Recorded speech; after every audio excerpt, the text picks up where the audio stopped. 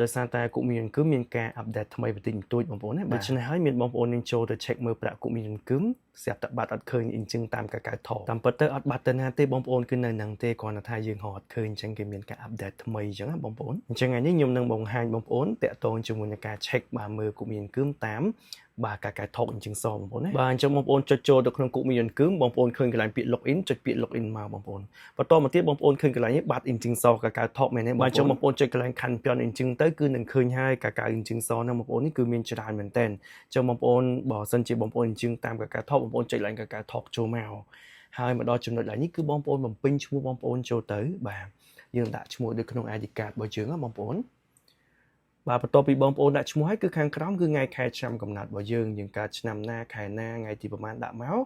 ហើយខាងក្រោមទៀតគឺយើងបំពេញលេខទូរស័ព្ទយើងចូលបងប្អូនបាទដាក់លេខទូរស័ព្ទបងប្អូនពេញចូលមកបាទដាក់ទាំងអស់មកហើយបងប្អូនមកចុចពាក្យថាបាទបន្តមកដល់កន្លែងនេះគឺបងប្អូនចុចកន្លែងបាទខាងក្រោមបាទ module បាទធុងីបាទហើយបន្តមកទៀតចូលដល់កន្លែងនេះបងប្អូនគូ tick បាទគ្រីទាំងអស់មកហើយចុច verify